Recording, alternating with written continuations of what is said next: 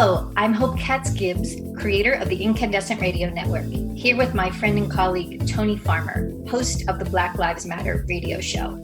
We are thrilled you are here with us today, so let's get started. Hello, and welcome to the Black Lives Matter radio show on the Incandescent Radio Network. I am Hope Katz-Gibbs, producer of the show and founder of Incandescent Incorporated. Here today with Tony Farmer, the host of the Black Lives Matter radio show, and our wonderful guest, Chris Armstrong, co-owner of Veritas Culture. He is a highly sought after consultant, facilitator, speaker, and coach in the areas of organizational culture and especially diversity and inclusion, which will be the topic of our conversation today, D&I as they call it. Chris has been called to assess and repair culture and diversity and inclusion challenges around several high visibility national level situations, including the Charlottesville Race Riots, the aftermath of the killing of George Floyd, and the Kavanaugh confirmation. All totaled, he has facilitated more than 5,000 cultural sessions across more than 170 government, nonprofit, and private sector organizations. So we are thrilled to be here today with Chris. So Tony, I'm going to kick it over to you and you can take it away. Chris, welcome. Thank you for spending some time with us this evening. And I kind of want to jump right into it because you and I know each other. We go back a little bit. We have a little bit of a history. I'm going to try not to make this too much fun. I want to focus on the issue. But let's start like this, right? So, softball.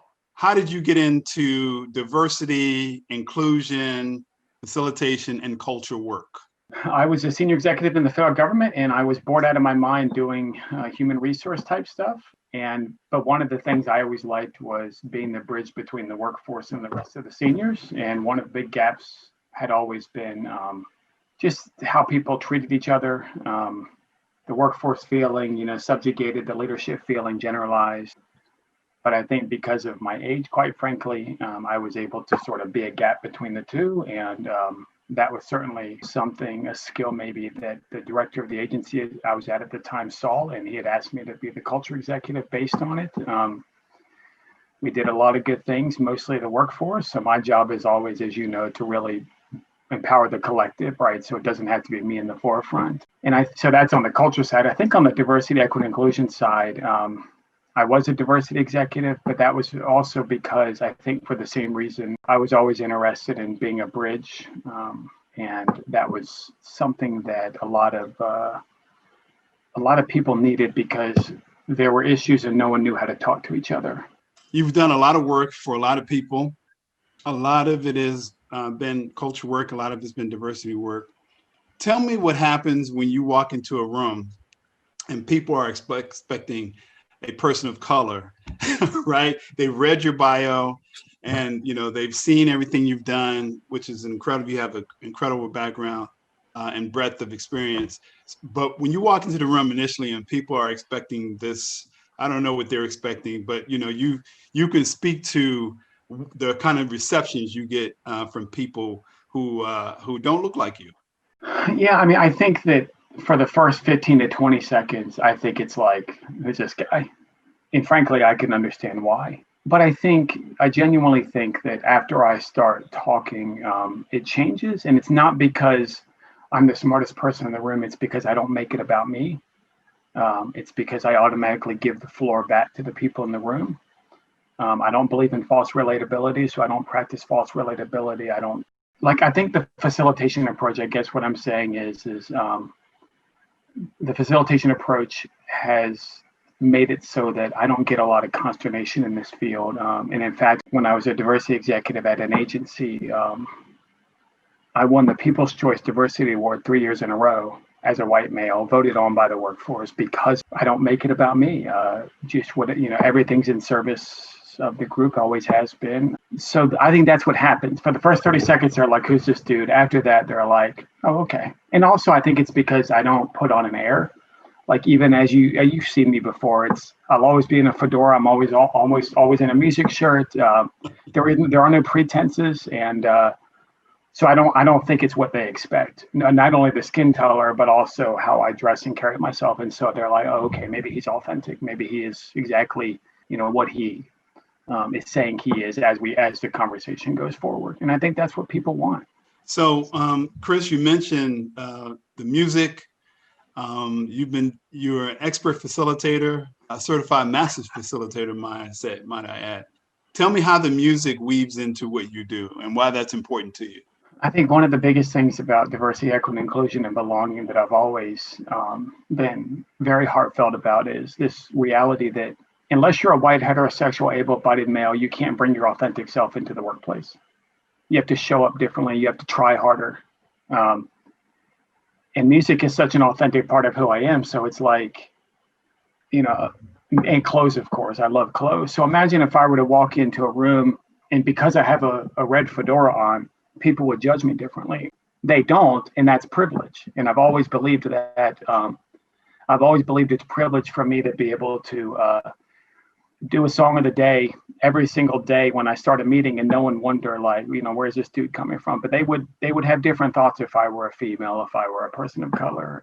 So I weave the music in now, in an almost sort of defiant way, like I'm about to release something and people are gonna know it because then everybody else is gonna release something about themselves, and whether you like it or not, who cares? People have to be able to be who they are.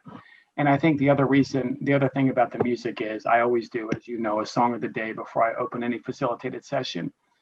And people learn things about people they wouldn't have known. And in fact, first time we did a song of the day and you said who your song of the day was, it was by Billy Joel. And there were people in the room who were like, And that's a good thing because we draw assumptions, we draw conclusions about who people are. So I like it as a way for people to grow and learn about each other, but also it's who my authentic self is. And I want to use that to let other people be their authentic selves. A couple of fastball pitches for you. So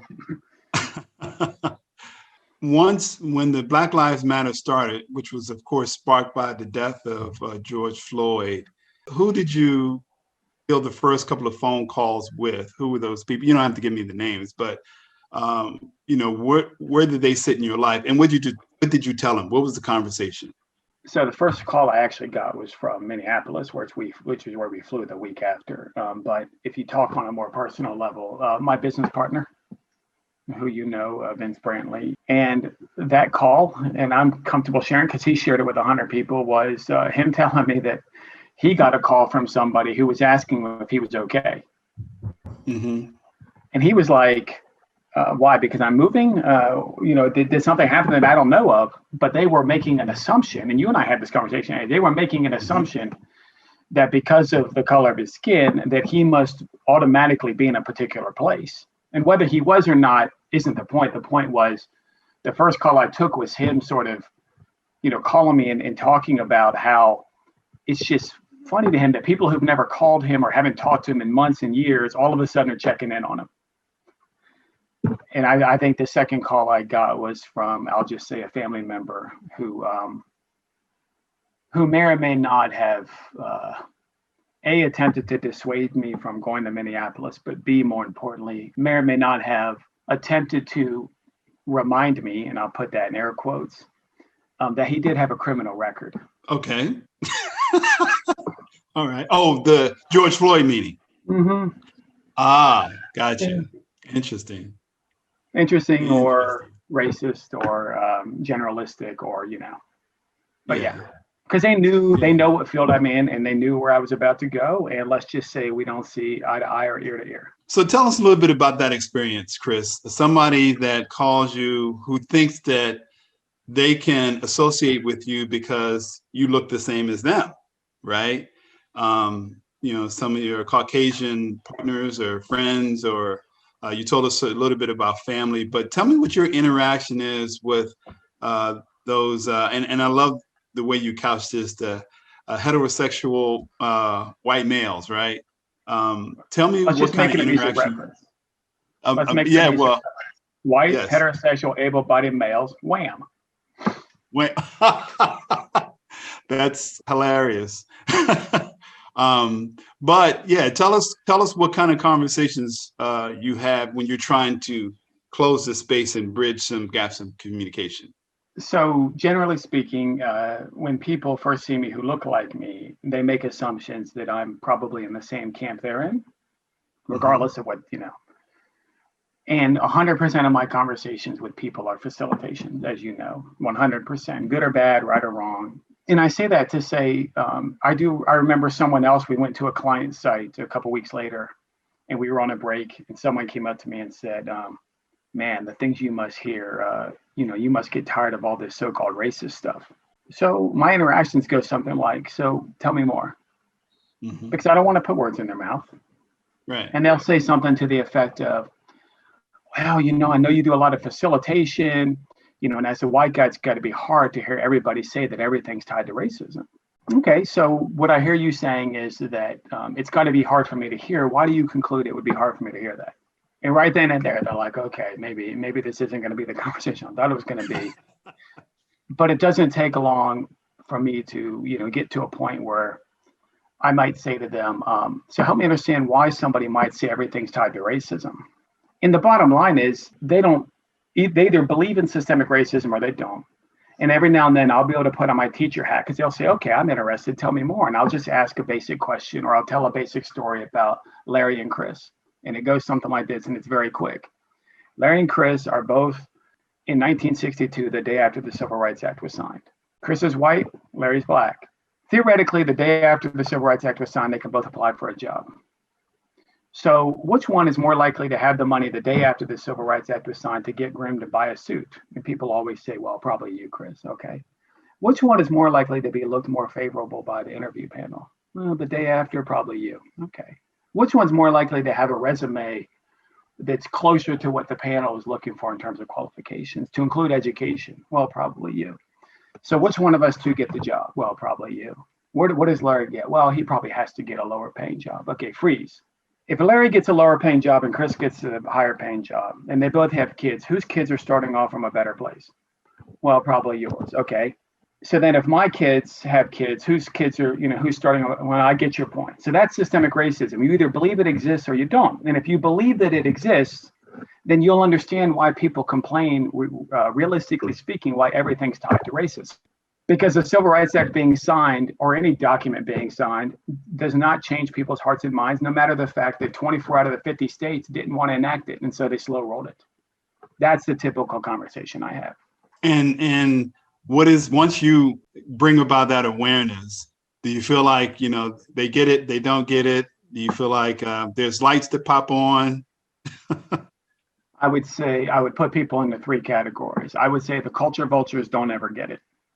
Mm-hmm. They asked the question for the purpose of trying to presume that I was like them. And once they figured out I wasn't, even if they sat through the discussion, they're going right back to. I would say on the far end is culture champions. They get it, they press forward, but that's a very small percentage of people. Most people in the middle get it, but they're not necessarily willing to change. Why? Because they're scared. Their perception is someone else's loss is someone else's gain is their loss. So what we have in this country today, for instance, is 70 million people voted for Trump, fine. Not fine as in good, but fine, push that aside. And we're all excited that 73 million or however many voted for Biden. But just because someone voted for Biden doesn't mean they're going to be willing to do the things necessary to equalize access and opportunities. So I say that to say the majority of people I talk to are in that middle space I call culture sculptors because they're just sort of there. So they'll be reticent to it. They'll listen to it. Will they actually take a step forward and do the right things? I haven't seen it yet. Society hasn't seen it yet. We do feel good things here and there. We grieve when Ahmaud Arbery gets shot, and then 2 weeks later, something else is in the news. George Floyd's grieve process lasted a little bit longer, but here we are.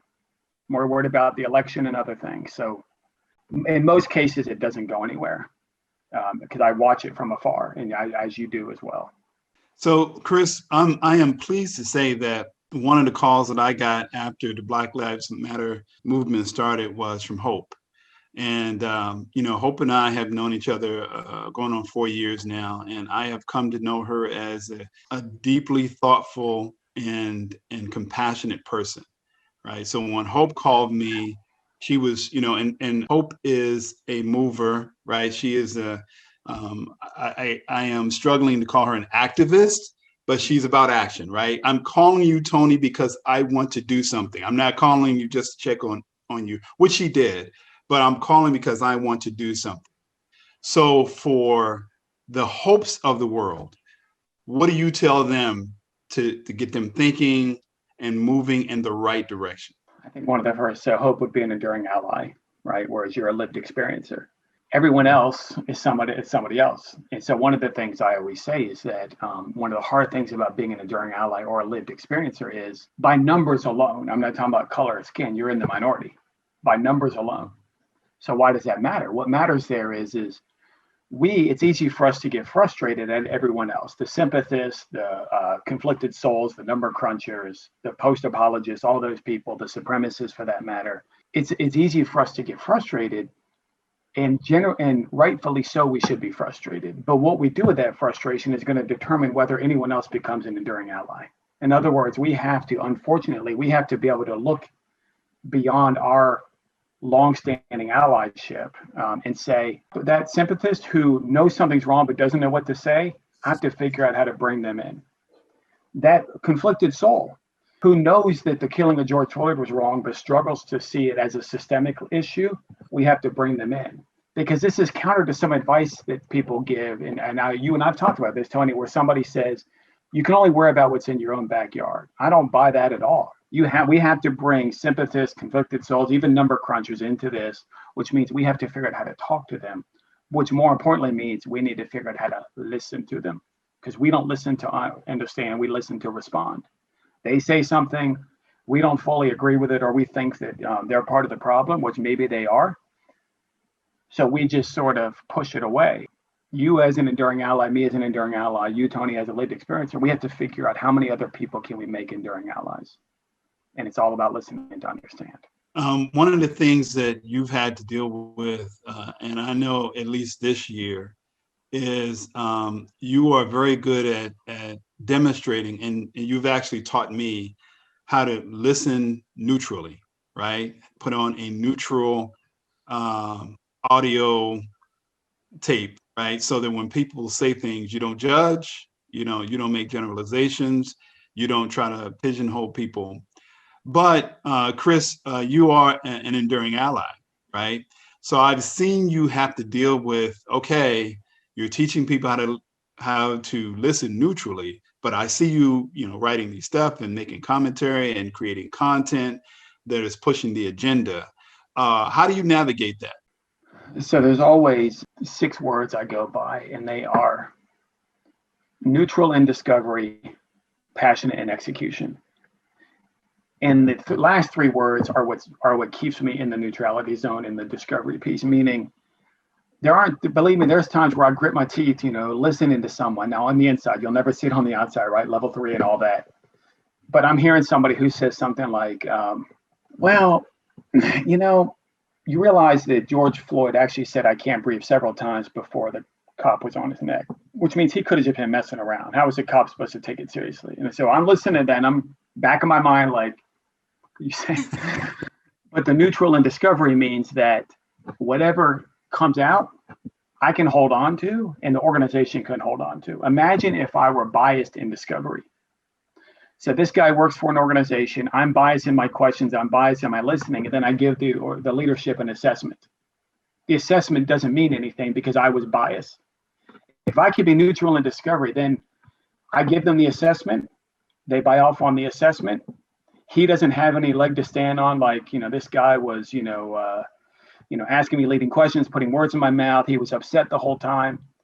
They agree with it. I can be passionate in execution. My neutrality stops once that conversation ends. When I give somebody an assessment, like the city of Minneapolis, the week after and you know this because we've done work together, we don't just walk away. But we can be passionate at that point, though, because no one's going to be able to say that we came in with an agenda. So to me, I balance it by saying, if I can't, there is no end state. They'll bring someone else in. So I have to be neutral in discovery so that I can help make change on the other side. And I'll just give you one very quick example. We had an observer facilitate with us, somebody who passed the certification, but they lost it for a half a second. When it came to us giving the assessment, the leader had already heard about it. It said one of the participants was concerned that one of your facilitators may have may have disagreed with something they said, and it was pretty apparent. So guess what we had to do? We had to redo the conversations. Wow. Without that facilitator and without me. Because even though I didn't lose my neutrality, I was still part of the initial discussions. Right. We can't have change unless we could be neutral in the discovery and then passionate in how we execute it. So let me ask you, for the years that you've been doing this, and as Hope mentioned, you've done facilitations for a number of organizations across the spectrum, over 5,000 times. Is there anything that still surprises you that comes up in a facilitated conversation? I think the thing that still surprises me, and we're talking specifically diversity, equity, inclusion facilitation, I think the thing that still surprises me, whether it should or not, is particularly in the government space or more regulated spaces, people are still comfortable using words that you want to use 30 years ago, but may have used 50 years ago. And I'm not talking about inciting words like the N word.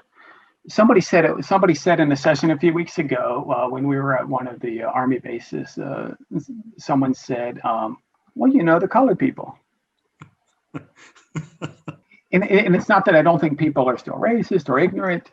I would think that somebody would, even if that was in their back of their mind, would watch their tongue strictly because of the environment they work in. Again, very policy-laden, sort of regulated environments. But here's what surprises me even more. In most of the cases when that happens, and of course, Vince is with me almost all the time. Vince is a Black male.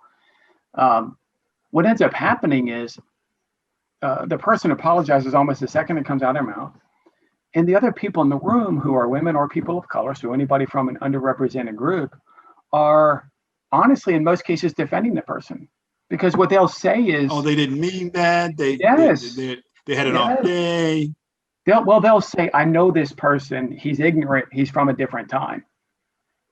Because generally speaking, the person is older when that happens. Gotcha. And I'm sitting here like, you just say, but my level 3, of course, is my level 3. But no, that's what surprises me, I guess, still. What are you most proud of after all this time facilitating, and what have you accomplished that you can look back and go, wow, that was pretty good? Well, I'll just say this.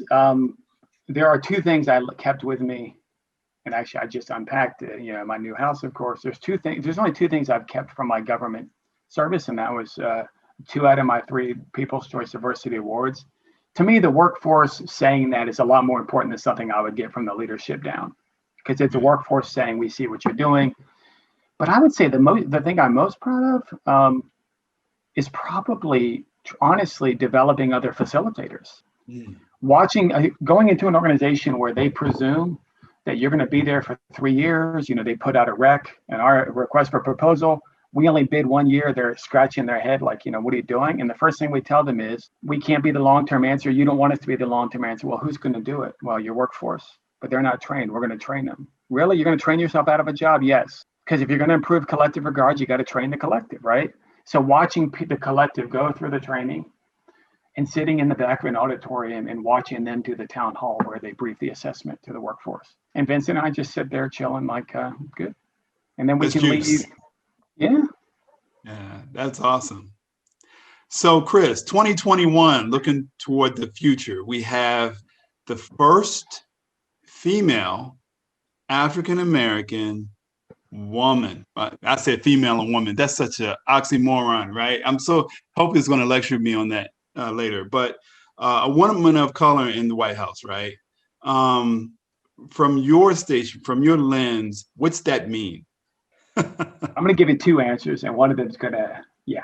So the first thing I think it means is that for the people who didn't think we were going to get there, and maybe who didn't want us to get there, they're going to have 4 more years of checking themselves and trying to figure out where they belong. And to me, that is uber important, because a lot of people are in the cut. Mm-hmm. So this whole thing about we're surprised again that, that it was that close or that many people voted. Most of the people who supported the current administration didn't come out and say it. So the people who are looking at the first female president, black president, woman of color. Most of them who are like uneasy about it are in the cut. They're not out and about, and they're going to have to check themselves, and they're going to have to figure out what that means. But I think the thing that it means most for the country is inspiration. I've seen so many pictures on LinkedIn where parents who are professionals on LinkedIn would take a picture of their back of their child's head watching the TV, watching her. And I don't think even a lot of allies, I won't say enduring allies, even a lot of allies don't get how much hope changes when it actually happens. Because we keep telling people, be hopeful, smile, things are going to get easier, that kind of stuff. Until you see it, there's inspiration there. All the girls, all the little girls especially, and especially black girls of color, can now say it's happened. But and she'll be here 8 years, if not more. So that'll be even better. Oh, interesting. So you and I have very limited political conversations, but I will just say for hope in our audience, you are a bit of a soothsayer when it comes to politics. So if you're saying it, I'm claiming it and believing it, right? Given what you have told us, Kamala's impact is going to be on the country and some of the changes that people are going to have to make, how does that impact your work? Well, I think the easiest answer is we can tear up that executive order that went out that says no D&I training in the government. That'll be out the window, like a red toupee. Let's see here. How else will it change my work? I think that we're going to be able to have less training and more authentic discussion in the form of or to replace training. All we've done the last 20 years, and you know it better than most, is unconscious bias training and no fear training and compliance this and compliance that, none of which changes hearts and minds. And I think we're going to have a progressive OPM, a progressive GSA, a progressive group of politicians, in various posts. And we're going to be able to get real. And again, those people in the cut are going to have to figure out, where am I? Right. Where am I? Unless, of course, we start hearing more conversations about, states seceding and all that, whatever stuff. But I think it's going to be a lot better for my work, but more importantly for the impact. What's the biggest challenge you think Kamala is going to have moving forward? I think the biggest challenge, two. One is going to be being taken seriously, because she has intersectionality all over her. Yeah. Both gender and race, and multiple races for that matter. And just being taken seriously.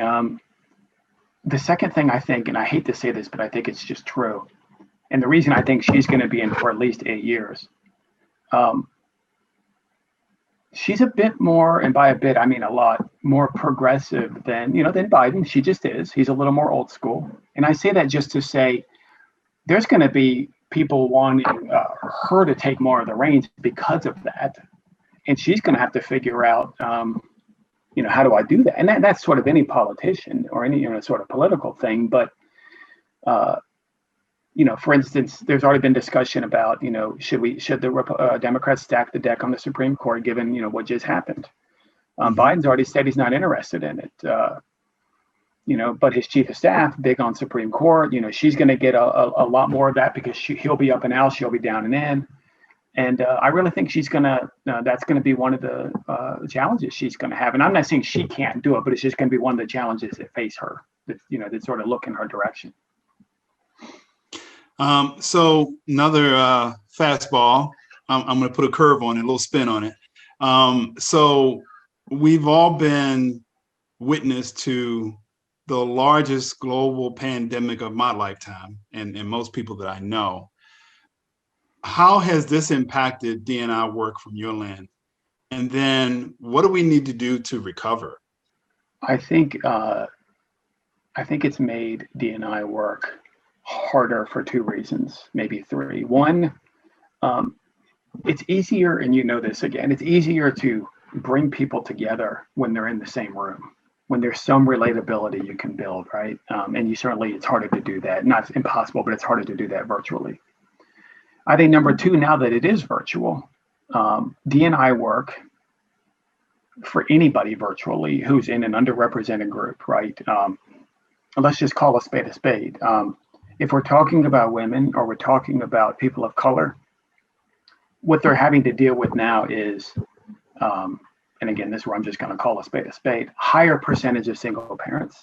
So what that means is that their home is now their office is now their home is now their office, and trying to separate those while managing kids. That has a harder impact on people who tend to need the benefit of diversity and inclusion work on the receiving side.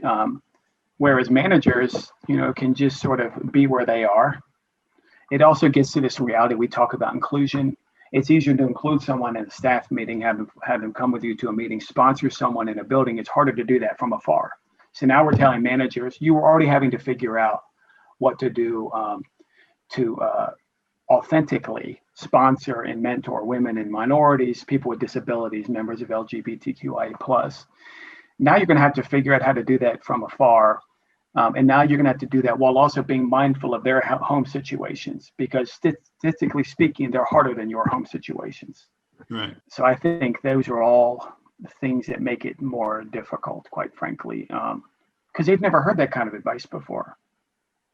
And so now that they're working from home, your GS6 secretary, I hate that word, administrative assistant.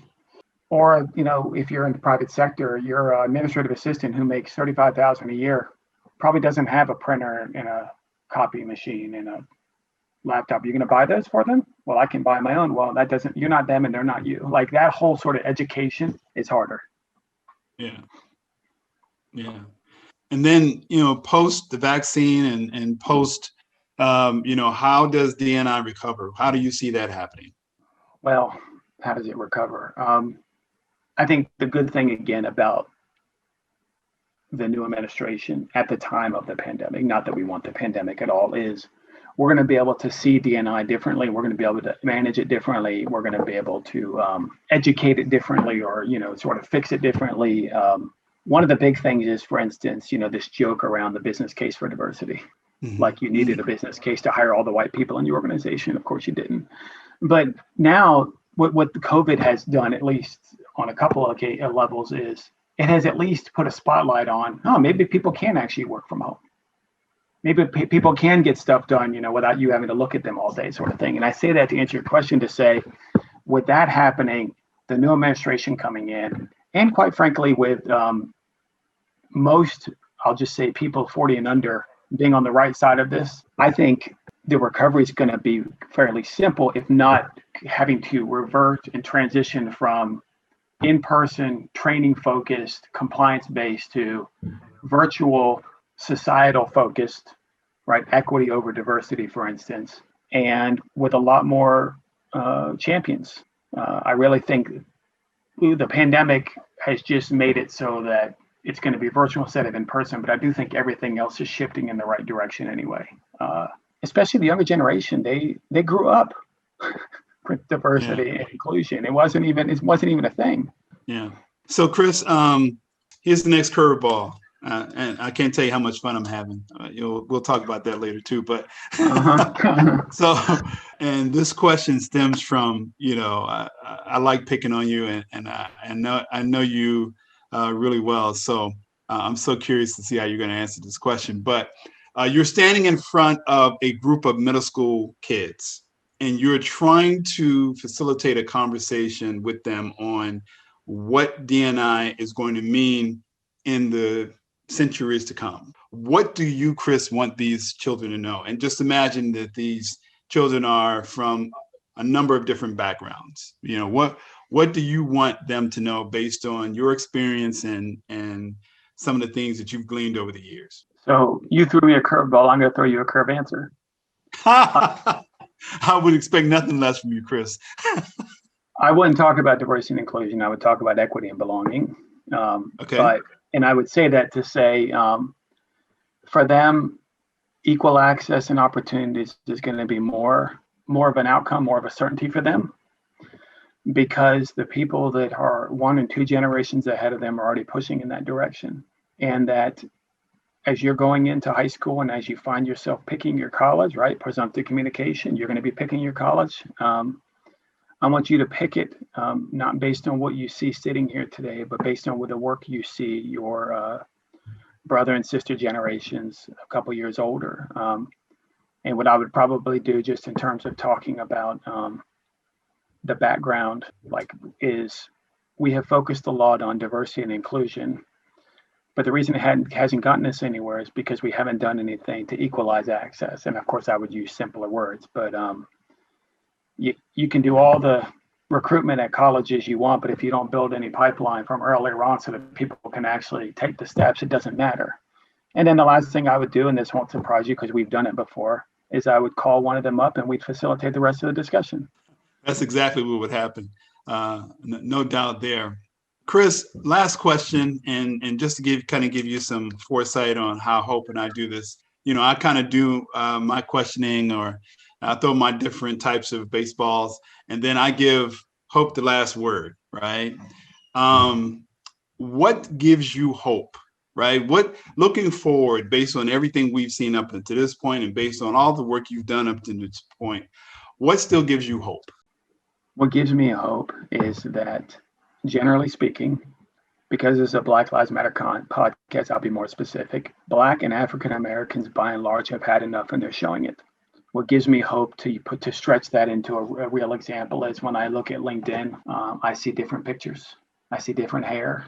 I see authentic language as opposed to people having to code switch. That gives me hope, because as long as people adjust, we don't have to. Right. So me as a white heterosexual able-bodied male, wham, as long as women adjust to me, I don't have to adjust. As long as Blacks and African Americans adjust, I don't have to adjust. And I'm just using I as an example. I like that people have stopped adjusting, and they've made it known. You want to call me unprofessional because of how I wear my hair? How do you define professional? And who gets to define it?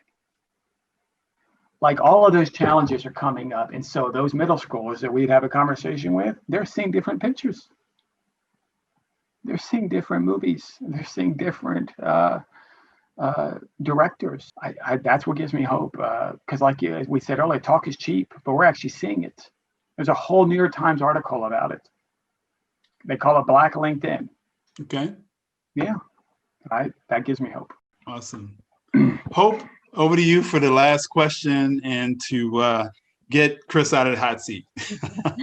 Chris, you're awesome. I'm so thrilled that you're on this show with us. And, you're working with Tony, who is one of my heroes. He's fantastic. And I just am so impressed by the work you're doing. So I think my question to you is, actually, I'll sidebar for a second. A lot of the work that I'm also doing is through my Incandescent Women magazine, to bring voice to women in power, because I feel like if we give people a platform, all of the incandescent work is about this, to give people the opportunity to say, what it is they need to say, and so that we can all understand better. So my question is, where do you see the world in terms of women and diversity and fairness, right? So that there's equity somehow, right? Because it's so systemic and it so begins in the beginning. What do you see the world looking like in 5 years? The way it looks right now, I think it's going to take us 10 to 15 years, because we really genuinely need to get one more generation of people, I'll just say out of power. I'm not going to be grim about it, but out of power, and one more generation, younger generation of people into that lower echelon of voters, lower just by age. If everybody who could vote today voted, it would be a landslide every single time. We know that. And I say that to say we need law changes, but more importantly, we need human change. And the human change is going to come when the people who are in power today are no longer in power, and they're replaced by women, people of color, and I'll say white males, but white males who share power and who don't fear loss just because someone else gains. And I think that's 10 to 15 years away, just from a generational perspective. And I say that because when we facilitate, there's a noticeable difference with the people in the room. There just is, with age, gender, and generation in terms of what they believe and what they're willing to cede, but it'll be there. 40 years in the desert, right? Get to shake it off somehow. I will add something. My daughter is living with a Black man in Richmond, Virginia, and she is so devastated by this. She feels like when she communicates this with me, and I may not be articulating this completely properly, but she's so furious and she wants to do something, and she's trying to figure out what she can do at 25. Because she sees his family and they're very sort of old Richmond, right? The heritage of that community. And so what would you say to her? In terms of what she can do? Mm-hmm. I think one thing that she could do, and I'm not going to say it's easy to do, but I think one thing she could do is she could join local advocacy groups. But I would say another thing she can do is join the club, become a facilitator. She wants a seat in my class, I'll give her one for free. I mean it. You would love that. Okay, we'll talk about it. Because, there are young people like her who are so, they don't have the tolerance that we were sort of like entrenched in, right? And I have no tolerance for it, but I understand it and it breaks my heart. Right? Like the situation, like I read in your bio in the very beginning, Charlottesville, my son was at UVA that year. And just like, how could that happen? But of course it did. And George Floyd and the catastrophe. And I actually had not a friend, but someone said to me, well, just what they said to you, well, he had a criminal record. I'm like, what? Like that makes it okay that they. But Robert Downey Jr. Right. And it's just that, how do we, and what does the world look like? And I think that's my final question to you. What will the world look like when this is different?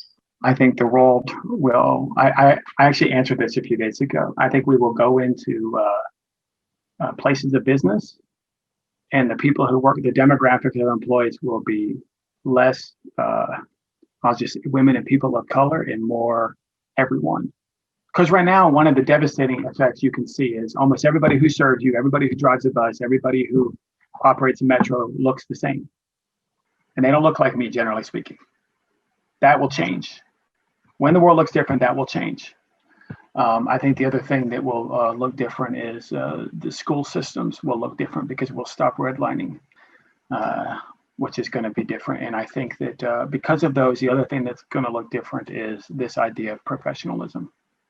And I don't just mean in the workplace, but in society. Everything that we were raised to believe is professional, from no tattoo showing to clean shaven to suit and tie, white shirt. All that's going to be different. And the reason that matters so much is because we believe what we see and we believe what we hear. And as long as we see and hear the same things all the time, anything that's different from that, we're going to perceive as bad and as wrong. And I'll just say to your daughter and her age, we just certified our first person in their 20s 2 weeks ago, Sue Calwade's daughter, who aced the class for the exact reason your daughter would probably ace it. The passion is different because, as Tony will tell you, to do this kind of work, you have to have genuine curiosity. And people in that age range, generally speaking, have that curiosity because they're tired of it. So they're like, what can I do? So do something with that curiosity that will bring other people as enduring allies. Because again, we're still in the minority, us in lived experiences, we just are.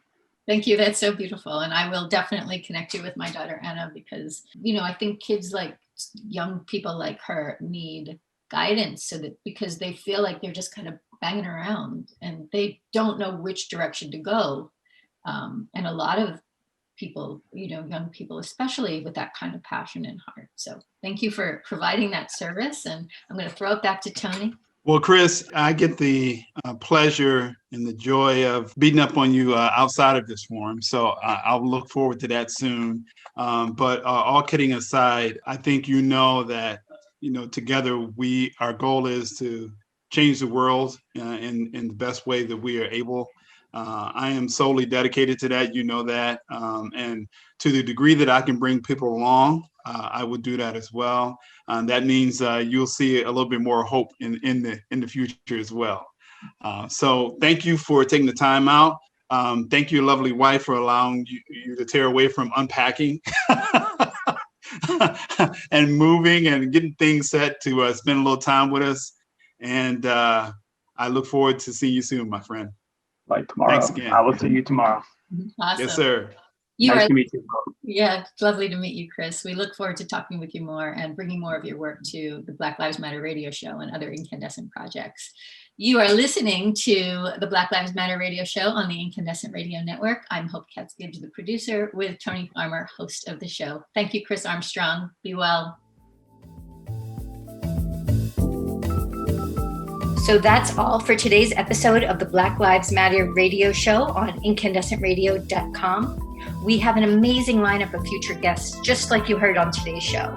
So be sure to tune in for another episode and tell your friends about us so they can listen too. If you or someone you know should be a guest on our show, send me an email, hopekatzgibbs@gmail.com, and we'll be in touch. Again, this is blacklivesmatterradioshow.com on the Incandescent Radio Network. We look forward to talking to you. Until then, stay safe and be well.